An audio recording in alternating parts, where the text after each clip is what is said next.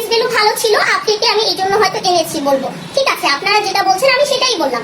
ওর face value ভালো ছিল, ওরকে দিয়ে রিচ হয়েছে, কিন্তু ওকে দিয়ে রিচ করার পরে কি আমার পেজের মধ্যে কোনো ধাক্কা আসেনি?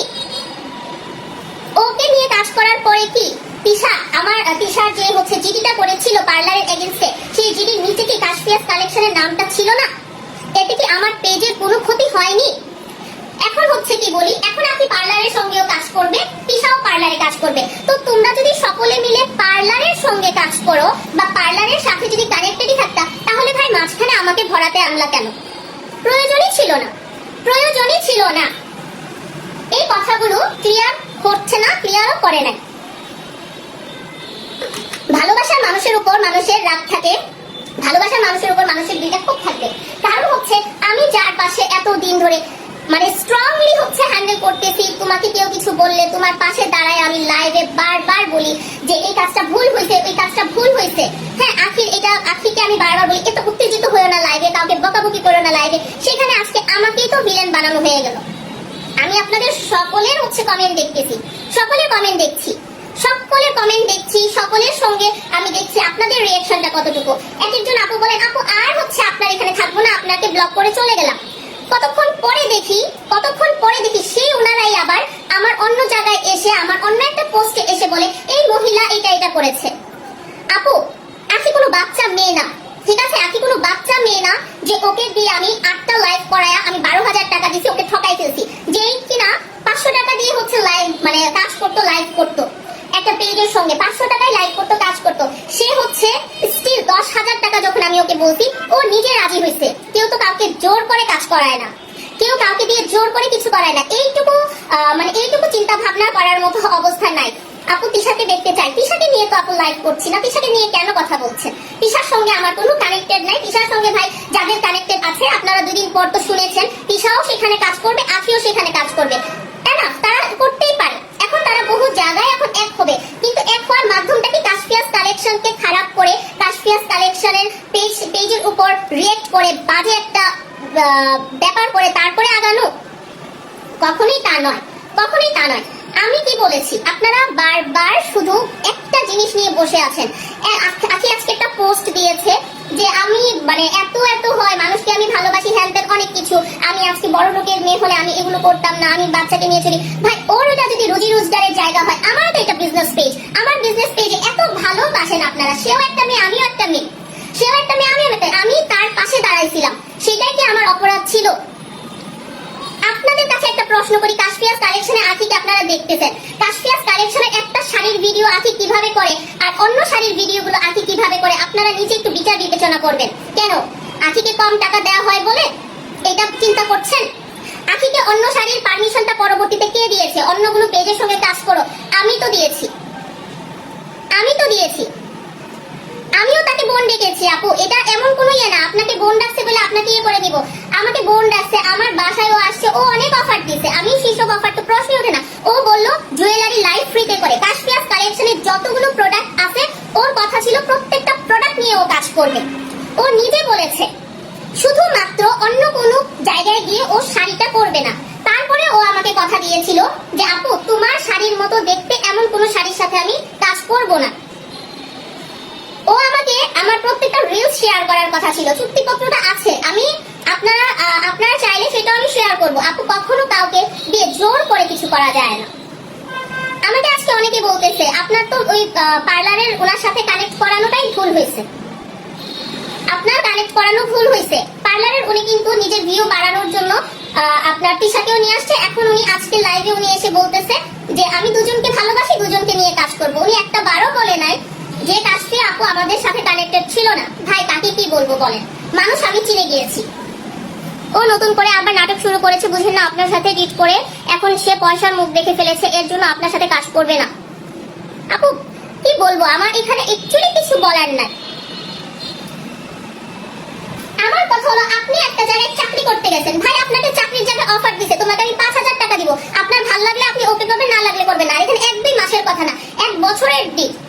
তোমার মাথায় এইটুকু নাই তুমি আমার সাথে কানেক্ট হও নাই, কথা বলো না। এখন সব কথাই তো ভাই উল্টা বলে ফেলতেছে, কিন্তু কাগজে কলমে যে লেখা আছে এটাও এখন উল্টা, এটাও এখন উল্টা। আর যারা বলেন আপনার সাথে নাই, আপনারা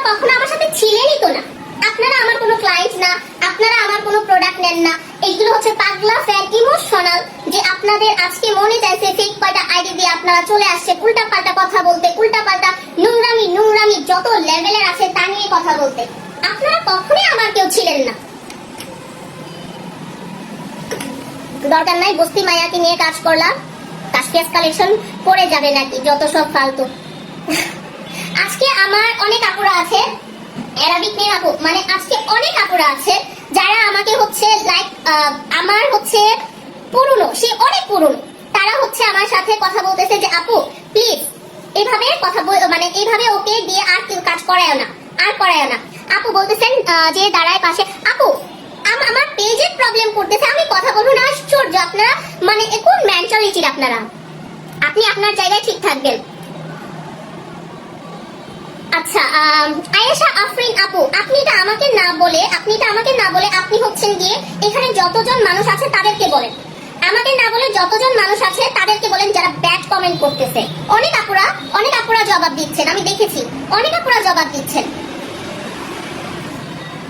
আখি বলেছে তুমি নাকি মিথ্যা কথা বলেছো, ও কল দেয় নাই। হ্যাঁ আখি বলেছে ও কল দেয় নাই। আখি এটা তো সেদিন লাইভে বলেছে, আমি পরবর্তীতে ওর লাইভ দেখলাম। আপু একটা কথা কি, যে এখন তো ওর ভিতরে আসলে একটা টেনশন চুকে গেছে বা একটা কিছু ঢুকে গেছে। আমার তো খায়া দেয়া কাজ নাই, আমার তো খেয়ে দেয়া কাজ নাই যে একটা কিছু করা, তাই না? যে ও আমাকে যদি ফোন না দিত আমি জানতাম কিভাবে, যেহেতু আমি পার্লারের মহিলার সাথে আমার কোনো রকম কানেক্টেড নাই, ওই আপুর সাথে আমার কোনো কিছুই নাই, হোয়াটএভার। আর যারা উল্টাপাল্টা কথা বলবেন তারা উল্টাপাল্টা ভাবেই কথা বলবেন। আপনাদের দরকার প্রোডাক্ট দেখা, আপনাদের দরকার প্রোডাক্ট নেয়া। আমি তো আর আপনাদের ভিউগুলো দিয়ে আপু, আমি আপনাদের ভিউগুলো দিয়ে কিন্তু আমি ডলার কামাচ্ছি না, ঠিক আছে? আপনারা যখনই লাইভে আসতেছি তখনই আপনারা একই জিনিস তুলে ধরতেছেন। আর আজকের পর থেকে, এখনের পর থেকে আকির আর হচ্ছে তিশার চ্যাপ্টার প্লিজ ক্লোজ করেন। আল্লাহর রাস্তে আপনাদেরকে বলতেছি, আকির তিশার চ্যাপ্টারটা এটলিস্ট ক্লোজ করেন। আমি ফার্স্ট ডেতেই বলছিলাম আমি ফেড আপ হয়ে গিয়েছি, আমি আর এগুলো চাচ্ছি না, আমি আর চাচ্ছি না। আমার পেজটা জানি না কয়দিন থাকবে, আমি আর চাচ্ছি না। সবাই আবেগ দিয়ে কাজ করে, এই জন্য এসে বাজে বাজে কমেন্ট করে। প্লাস আকি লাইভে যদি কিছু আজ করি ওখানেও রিপ্লাই বাজে কমেন্ট দেয়, এরা আবেগ দিয়ে কাজ করে। লিলি আপু এখন তো বাদ দিতে বলছি আপু, এখানে অতিরিক্ত তো কিছু নাই। আপনাদের আমি উত্তর দিলে অতিরিক্ত, তাই না? কি আমাকে পেয়ে বসছেন আপনারা? আমাকে পেয়ে বসেছেন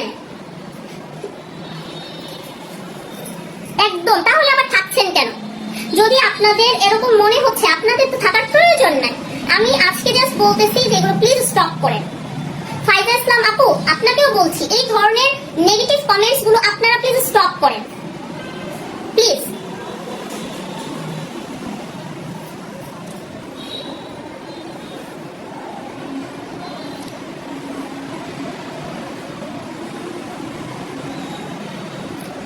আপু তোমাকে চিনি কে কেমন জানে, আমার মানুষ হয় না, তোমার মতো মানুষ হয় না।